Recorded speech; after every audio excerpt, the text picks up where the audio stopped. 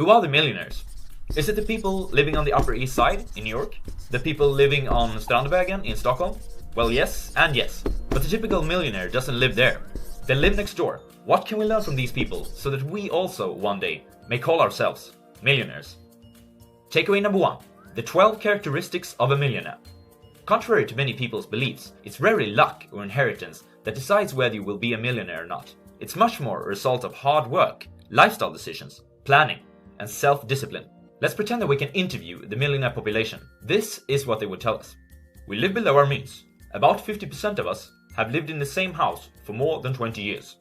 Our time, energy, and money are allocated towards wealth. We spend more than twice the amount of time on financial planning and investing as our non-millionaire friends.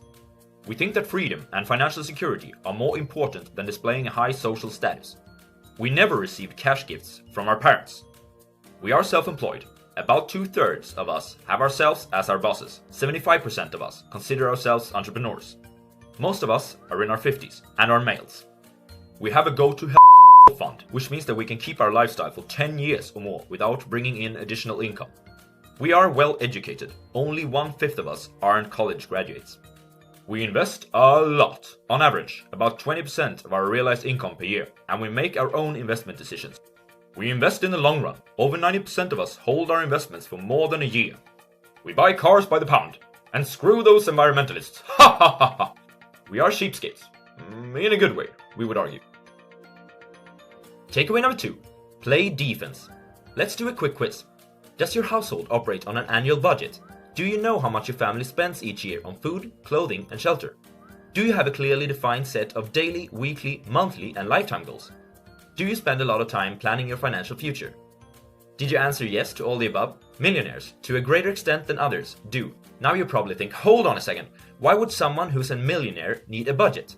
To that, the answer is, because they became millionaires that way, and they maintain their affluent status the same way. A parallel could easily be drawn to training. Have you seen all the YouTubers who go to the gym every day?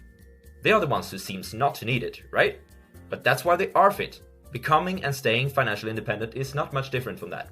So, how do you play great defense then? For starters, you should buy or rent a house in a modest neighborhood, not an upper class one. The price tag of an apartment on Manhattan, for instance, even though, I know, it's stunning, does not factor in all the variables. To live there, it's expected that you have a certain lifestyle. This lifestyle might be even more expensive in the long run than the apartment itself. Live in a modest, but safe area instead, and you will find it easy to keep up and even stay ahead of the Joneses and still accumulate wealth. In general, spend as little as possible on consumables and spend smart on possessions that will depreciate in value. To be honest, most millionaires do both. They have a decent offensive as well as quality defense, but only a minority plays such good offensive that they can eat their salary and keep it too. If you don't belong to that category, which only 0.1% of us do anyway, learn how to play defense. Takeaway number 3, the true cost of consumption.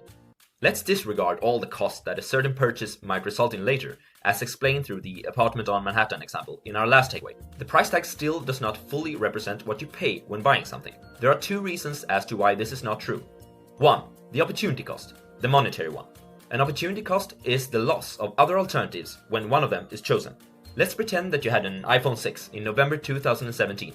Now, if you're like most people, you upgrade your phone every second year or so. So now you're thinking about the new iPhone X. Even though the price tag was hard to swallow to begin with, seriously, $999 for a phone? You haven't yet factored in opportunity costs. If you choose to buy the iPhone X, you miss the opportunity to invest your money, for instance, in the stock market, at an annual 10% in returns. The price of your new phone is $2,591 after 10 years, $6,720 after 20 years, $117,000 after 50 years. Now, do you still want to buy that new phone? Cigarettes. Yeah. It's a cliche, I know. Are an even greater example. At least, your iPhone X doesn't affect your life expectancy negatively. If you would have, instead of smoking 3 packages of cigarettes every day, invested the money in the tobacco company Philip Morris during the time period of 1950 to 1996, you would have been a multi-millionaire at the end of the period. 2. The opportunity cost of time. To acquire and maintain large inventories of luxury goods, such as fancy cars, expensive clothing, and so on, does not only require money, but also a lot of time. You don't buy a Ferrari without first studying the market. Neither can you keep a high-profile wardrobe without investing a lot of time in understanding the latest trends, the greatest brands, and so on. This is time that could have been used to increase your financial intelligence, to improve your business, or to set up a proper budget for your household instead. Time and energy are finite resources, even for high-income producers, or perhaps especially for high-income producers. Why would you spend 60 to 80 hours a week at a job trying to become wealthy, and then spend the remaining few hours of the week ruining the same wealth? It's like trying to build a house during weekdays, but then bringing in the wrecking ball on the weekends. Do you think that you'll ever be able to raise a house with that strategy? Takeaway number 4. Cash gifts are bear favors. A bear favor is a Swedish expression of someone doing another person a service that they think will have a positive impact, but which ends up being a disservice instead. Well, I guess the English expression for it is just disservice. Takeaway number 4. Cash gifts are disservices? Nah, every wealthy parent, or actually every parent, wants their children to be prosperous and successful in life. How do wealthy parents make sure that their kids get a head start? Well, they provide them with extra money, of course. This proves to be counterproductive though. In fact, in general, the more dollars adult children receive, the fewer they accumulate. Adults who sit around waiting for the next injection of father and mother's money are much less productive than their counterpart. Cash gifts teach children to live above their means. Gift receivers have, in 80% of the instances, a lower net worth than their peers.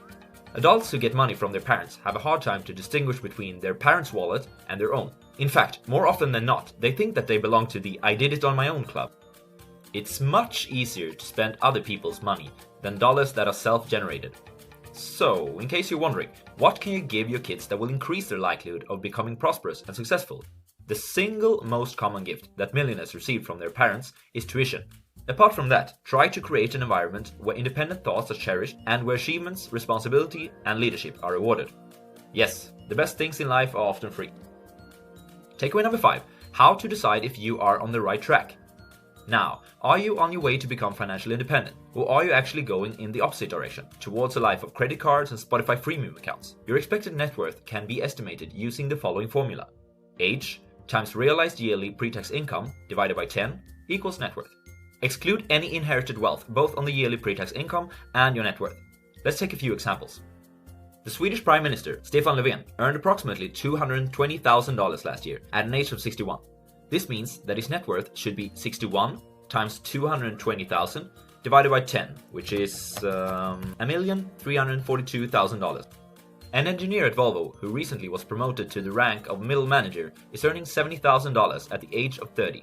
His net worth should be 30 times 70,000 divided by 10, $210,000.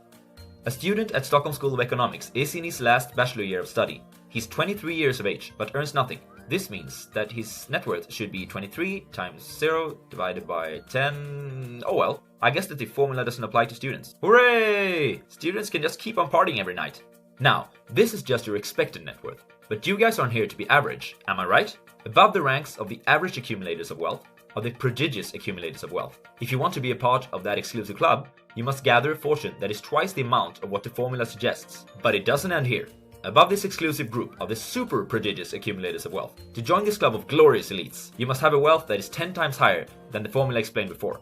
Now that requires dedication. If you are, on the other hand, only worth half of what the formula says that you should be worth, you belong to the under-accumulators of wealth. Calling out to the competitive person inside you, I have one thing to tell you. Friend, it's time for us to get you on the right track. Here's a quick recap. First, becoming a millionaire is the result of hard work, lifestyle decisions, planning, and self-discipline, not inheritance or luck. The second takeaway is that you must play a great defense to accumulate wealth. Takeaway number 3 is that opportunity costs, both in terms of money and time, should be added to estimate the true cost of a purchase. Number 4 is that cash gifts are counterproductive to accumulate wealth. And last but not least, number 5 is that you can decide if you are on the right track towards becoming a millionaire by taking your age, multiplying it by yearly pre-tax income, dividing it by 10, and then comparing it to your net worth. Guys, if you've been watching this far, I must first say that I appreciate it a lot. Also, you are probably on the right track towards financial independence, no matter what the wealth formula says, as you must have an interest in the subject and a desire to improve.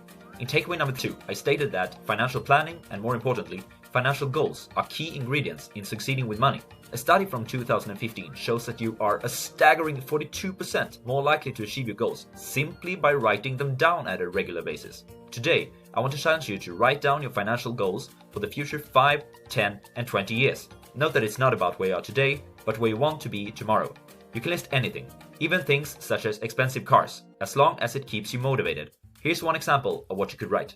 In 5 years, I should have built a stock portfolio which increased by at least 100%. The portfolio should be worth at least $30,000. In 10 years, I should own my own apartment, meaning that I have no mortgages left to pay. In 20 years, I should have paid off all my college debt and be able to live on the dividend that my portfolio produces. Just remember that your goals should be reasonable for this exercise to serve its purpose. I wish all of you out there good luck.